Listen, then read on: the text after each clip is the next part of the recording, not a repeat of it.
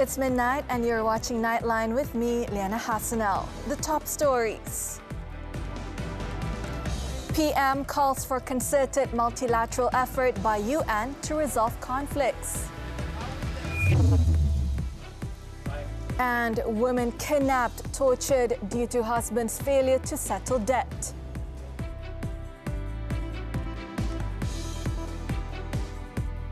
Good morning.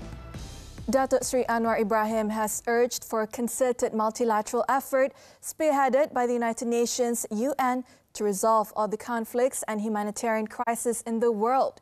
Citing the Ukraine-Russia conflict, the Prime Minister said it underscores the imperative to make peace and settle differences amicably through negotiations. We cannot choose our neighbors, but we can choose to live in peace with them. And peace cannot happen without the cessation of hostilities by all parties. It is imperative for all parties to return to dialogue and resolve their differences through the negotiation table. Anwar said this when delivering Malaysia's national statement at the 78th United Nations General Assembly, UNGA, in New York, United States on Friday. He pointed out that the world needs to find an immediate solution to the Ukraine-Russia conflict, as its repercussions have spread globally, causing food prices to soar, leading to shortages, hunger, malnutrition, and despair. Closer to home, he said Malaysia is also deeply horrified by the continued post-coup violence and instability in Myanmar, and the support of the international community, including the UN, is crucial to pressure the military authorities to reverse their course. Malaysia, he added, also calls on Myanmar to immediately implement the ASEAN 5-point consensus towards achieving peace and stability in the country. On another matter, Anwar said a drastic systemic reform and a total reset of the global institutions is crucial in addressing the wide gap between economic growth and income, which leads to continuous disparity. He also said if this is not addressed, the world would continue to face widening inequality, setting apart nations and people. This is Anwar's first appearance as Prime Minister at the annual gathering. In his 14-minute address, he also touched on the ongoing situation in the occupied Palestinian territory, where he denounced the construction of illegal settlements on Palestinian land, describing it as a gross violation of international law. It also poses an insurmountable obstacle to a two-state solution, not to mention the continued killings. There is also flagrant hypocrisy in dealing with the issue of Palestine. The international community must speak up against the atrocities committed towards the Palestinians, even as they so vehemently speak out against human rights violations, injustice, and abusive regimes. It belongs to them. Anwar also said that Malaysia was appalled by the legitimization Quran burnings in several countries, which he said was intended to incite hatred. He said that inaction in the face of such blatant provocation to a religion is simply irresponsible and sends a dangerous message to humanity. We are appalled by the legitimization of these acts under the feeble defense of human rights. Quran burnings are nothing but a clear Islamophobic act intended to incite hatred.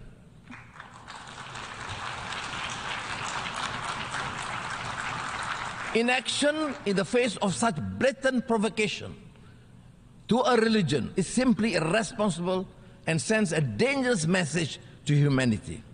We must embody the values of acceptance, tolerance, and mutual respect. Especially so, Anwar said that it is important to unite faiths in common cause to promote understanding and goodwill among the peoples and strengthen peace and harmony among nations. Now, Anwar has also urged developed countries to fulfill their commitment of mobilizing $100 billion a year to support climate ambition endeavors of developing countries, while recognizing that trillions of dollars per annum will be needed in the near future. He added that Malaysia is also doing its part by developing low-carbon and renewable energy roadmaps to implement mitigating and adaptation strategies. We have heard Secretary General Guterres gravely declare that climate breakdown has begun. Even Malaysia is seeing an increase in adverse impacts of climate change, with increasing temperature, rising sea levels, intensified monsoons, and erratic weather patterns disrupting livelihood and degrading local ecosystems. As such, we have not a moment to lose. Earlier at an event, the Prime Minister gave assurance to global investors looking to venture into Malaysia that the country is taking necessary reforms to provide a better business environment. He stressed that the government is doing its utmost to rectify past mistakes, which saw the country's progress and socio-economic development being stymied after decades of progress.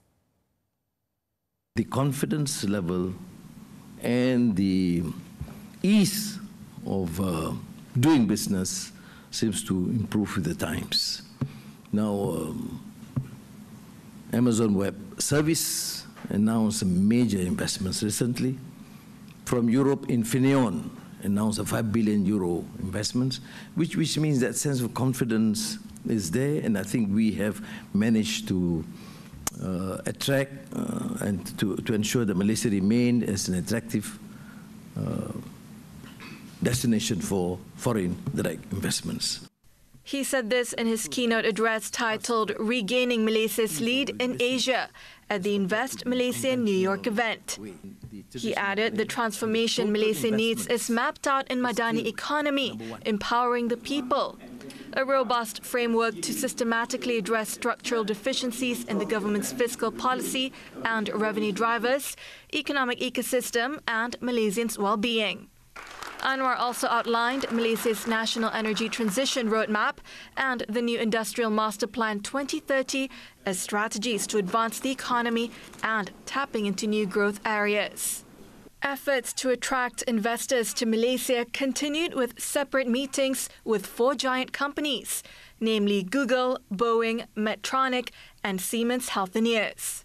The Prime Minister also had a meeting and interaction with 15 Fortune 500 companies.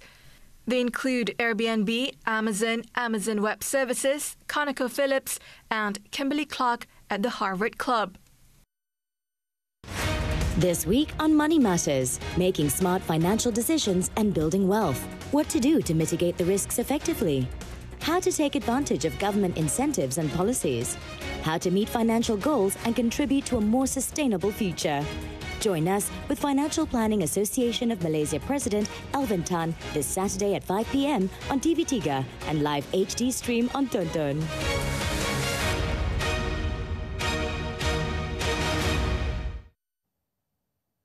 The Education Ministry, MOE, has launched 2 important guidelines for managing the issues of misconduct, especially those related to bullying and sexual harassment, in a bid to create a safe ecosystem within educational institutions. Its Minister, Fadlina Siddiq, said both guidelines are crucial for sustaining advocacy efforts across all levels to ensure that awareness, responsibility and concern for these issues can be collectively addressed. Yang telah pun kita masukkan juga berdasarkan syur yang dibuat oleh Jabatan Kuasa Khas, termasuk mendefinisikan semula apa yang disebut sebagai bully cyber dan juga cadangan-cadangan program-program intervensi dan juga pengukuhan sinergi, sokongan dan juga ekosistem khususnya pihak-pihak yang terlibat dalam pengurusan salah laku bully dan gangguan seksual ini. Fadlina said this at the unveiling of the guidelines at Sekolah Menengah Sains Tun Said Sheikh Shahabuddin in Bukit Mertajam, Pulau Pinang on Friday. She also stressed that the ministry will not compromise on any form of bullying, sexual misconduct and racism.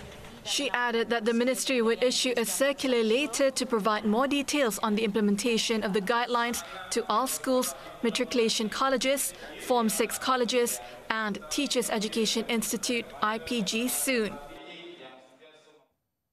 An Indonesian woman went through a harrowing ordeal when she was kidnapped and tortured by a group of men for 10 days due to her husband's failure to settle a 540,000 ringgit business debt. The suspects also kept the victim locked up in different locations across several states to make it hard for the police to track her down. Pulau Pinang Police Chief Datuk Kau Kok Chin said the 36-year-old victim from Medan was kidnapped in Payaturubong on September 7th while on a holiday trip with her 3 female friends. She was then locked up for 3 days in Butterworth, 4 days in Puchong and 3 days in Shah Alam.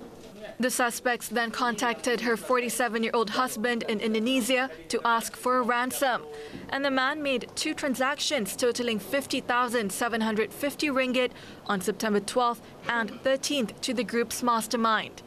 However, the suspects still did not release the victim and had asked for an additional payment of 540,000 ringgit from the husband. Worried about his wife's safety, her husband decided to come to Malaysia and lodged a police report on September 15th. And the victim was finally rescued when police conducted a raid on a house in Shah Alam 2 days later. Also rescued during the raid was an Indonesian man who was kidnapped by the suspects for an unrelated case. Mereka itu menggunakan cara yang meminta hutang dengan cara yang salah kalau ikut dia siasatan. Mereka telah mencolek, mereka telah mengurung, mereka telah menderakan mangsa, kemudian mereka meminta wang bayaran seperti mana wang macam tebusan. Jadi kalau bila tindakan yang dibawa macam tu, dia telah mirip kepada Seksyen 3 Bracket 1 Akta Coret 1961. That means dia punya ingredient ciri-ciri sudah menjurus kepada Akta Coret ini. Kau added that the Indonesian woman was found in a weak condition with injuries all over her body and was believed to have been chained, burned with cigarettes, beaten, and had her fingernails shoved down with needles. The woman, who has an online business, was then admitted to a hospital and reported to be in a stable condition. Police also arrested 14 suspects, including 2 foreign men, in several locations in Selangor, Perak, and Kuala Lumpur on the same day the victim was rescued. Among those detained were the 35-year-old mastermind, who was believed to be the husband's business partner, 9 local men, 2 local women, and 2 foreign men, all aged between 23 and 70. They had been remanded for a week until September 23rd to assist in investigation under the Kidnapping Act. Lawmakers vote to sack Prime Minister. News from the Foreign Front when we return.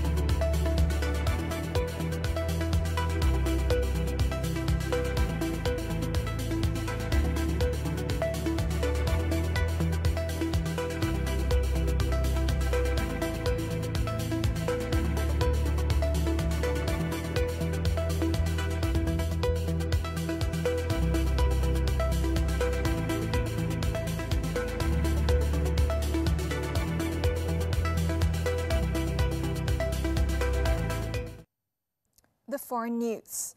The Philippines on Friday is exploring legal options against China, accusing it of destruction of coral reefs within its exclusive economic zone, EEZ, in the South China Sea, an allegation rejected by Beijing as an attempt to create political drama. The Philippines Foreign Ministry said at the moment it was awaiting assessments from various agencies of the extent of the environmental damage in Iroquois Reef and would be guided by Solicitor General Menardo Guevara on its next course of action.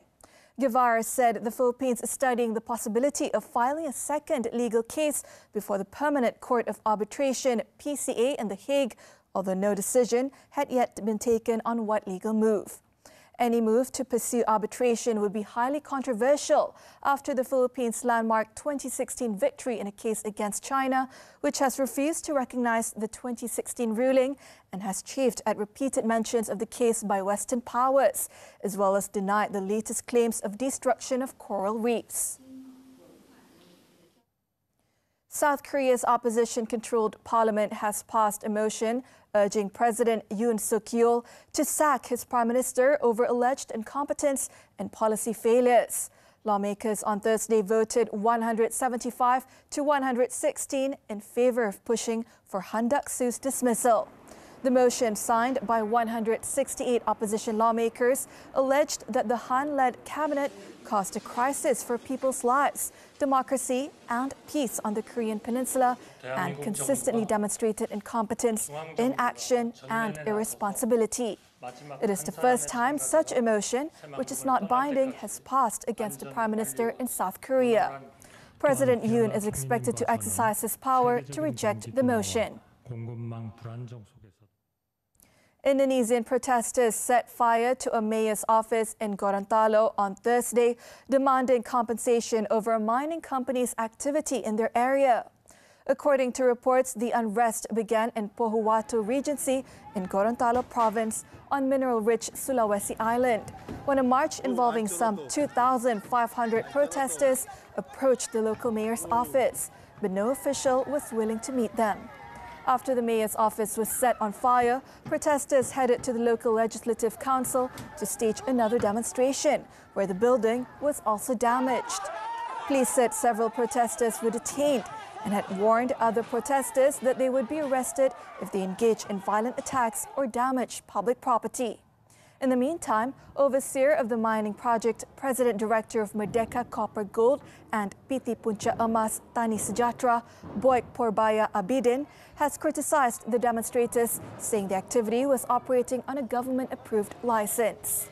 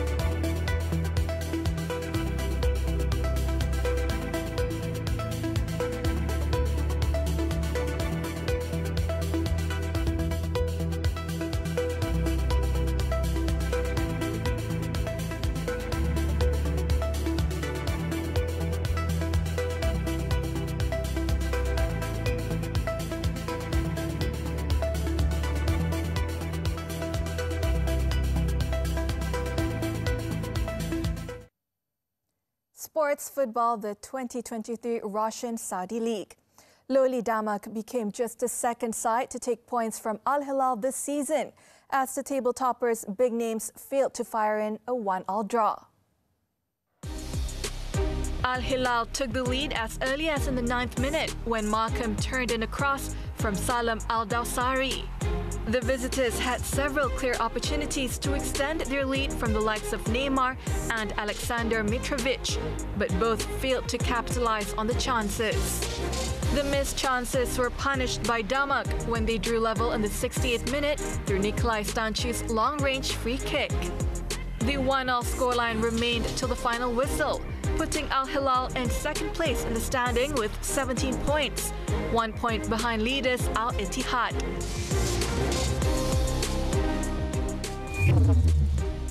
In another match, N'Golo Kante scored 1 goal and provided the assist to another goal in Al Ittihad's 2-1 win against Al Fateh. Al Fateh were the first to find the net when Marwani Sadain headed home Murad Batna's free kick in the 30th minute. The lead lasted for only 8 minutes when Ittihad equalized through Romario following a brilliant through ball from Kante. The Frenchman then turned goal scorer just before the break as his curling effort found the top corner of Al Fateh's net. With the 2-1 win, Ittihad maintained their grip at the top of the standing with 18 points, while Al Fateh remained in 7th with 11 points. In conjunction with World Deaf Day, 18 young Malaysians make up the country's very own deaf football team, the Malaysia Deaf Tigers, who will be taking part in the World Deaf Football Championships. FMT's Alena Nadia and Dinesh Kumar Manganathan report.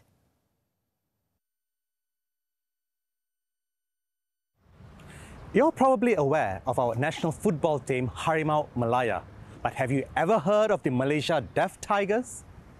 As September 23rd is recognized by the United Nations as International Day of Sign Language, and September 24th happens to be World Deaf Day, let's get to know Malaysia's very own deaf football team who have been playing since 1996.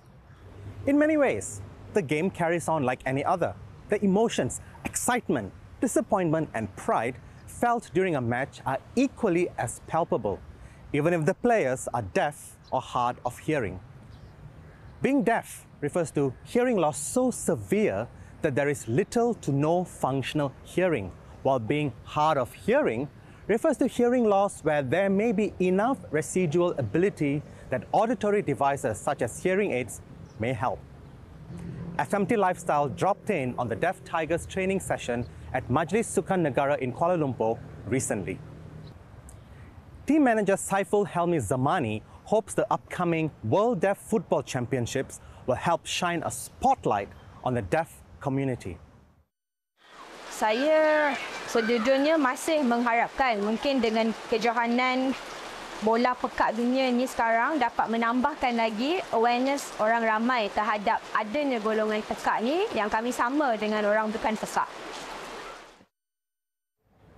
The 18 players in the team who come from all over the country have been meeting for intensive training at Majlis Sukan Negara every day for the last 3 months.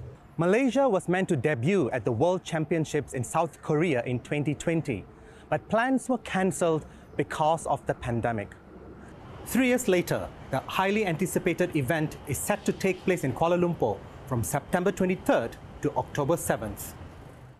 Untuk kali ini, saya amat berharap rakyat Malaysia sudi untuk beramai-ramai ke stadium-stadium menyokong kami. Kumpulan pekak sama seperti anda menyokong tim bola yang mainstream pada hari ini dan dapat memberi semangat dan galakan lagi untuk mereka fight di kejohanan ini. One thing is clear. Being deaf will not keep these ambitious and hardworking young players from their goals. All the best to the Malaysia Deaf Tigers in the coming weeks. Dinesh Kumar Maganathan, FMT Lifestyle for Nightline. More to come, NADMA to focus flood preparation in 89 prone areas. Don't go away.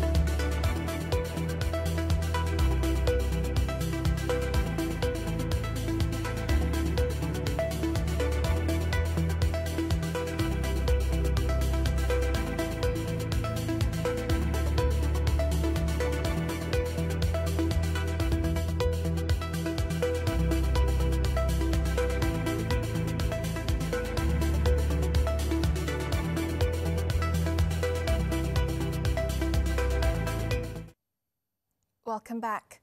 The National Disaster Management Agency, NADMA, is concentrating its efforts on flood preparation in 89 flood-prone areas across the country during the monsoon transition phase. Minister in the Prime Minister's Department for Sabah Sarawak Affairs and Special Functions, Datuk Armizan Muhammad Ali, said the data was taken based on the last year's northeast monsoon period from November 2022 to March this year. Armizan said out of the 89 areas, 77 districts were found to have encountered recurrent flood disasters during the monsoon period, regardless of whether the affected locations were the same or different. Setelah arahkan NADMA untuk melihat kepada 89 daerah ini untuk dipastikan kesiapsiagaan jawatankuasa pengurusan bencana di peringkat daerah. Koordinasinya, komunikasinya, termasuklah kebersamaan dengan NGO yang ada di negeri dan daerah yang boleh membantu. He spoke to the media after the closing ceremony for Rakan NADMA Disaster Emergency Simulation Exercise, RANDEX 2023, in Putrajaya on Friday. Armizan further said most of the areas involved states are Kelantan, Terengganu, Pahang and Johor.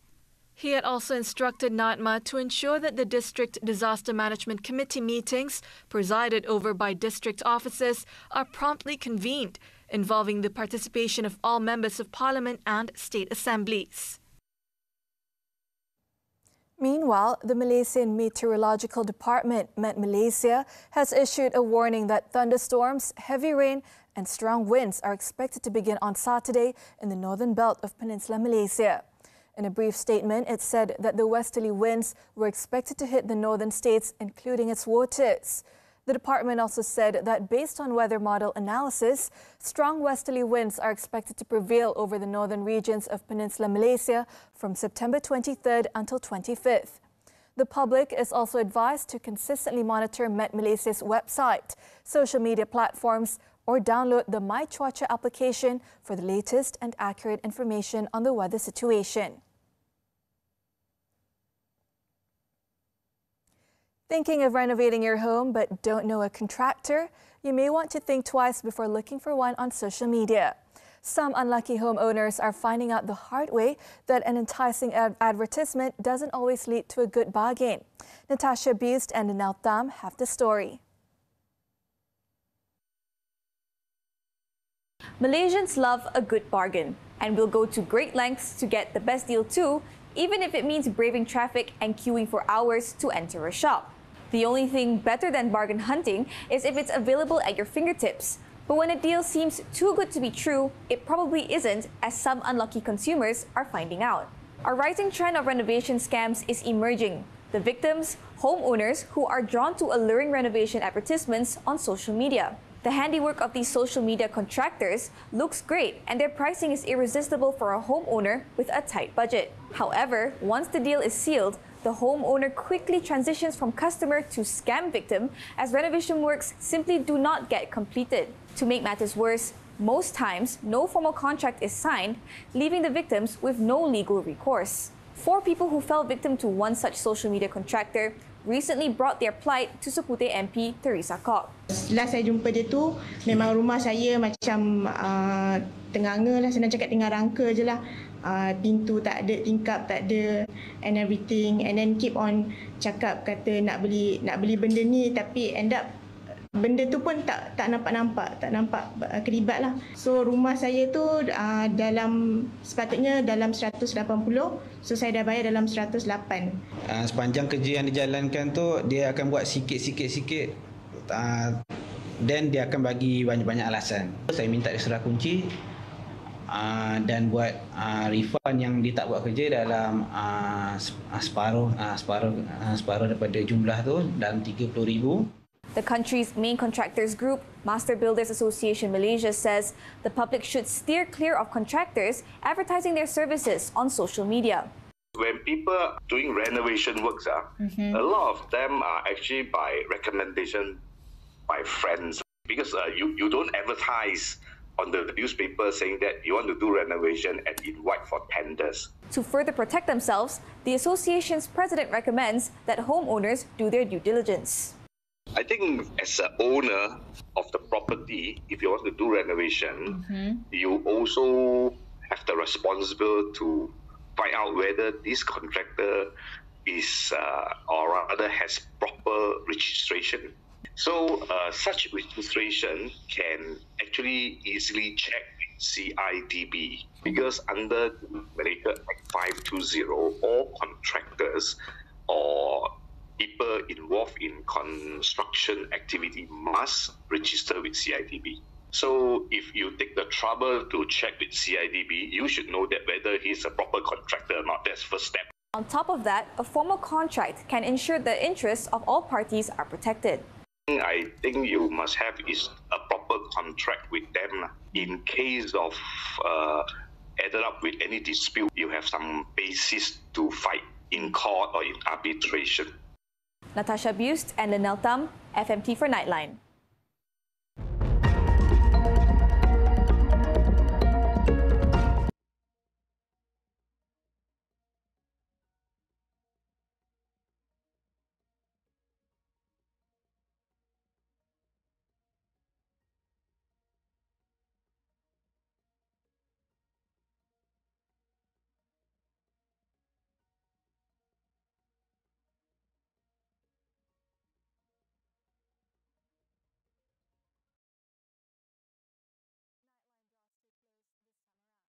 Let's take a look as the Malaysian Embassy in Paris introduces Malaysian street food and culture to the French community as part of the Malaysia Day celebration. I'm Liyana Hassanel. Thank you for watching and have a great weekend.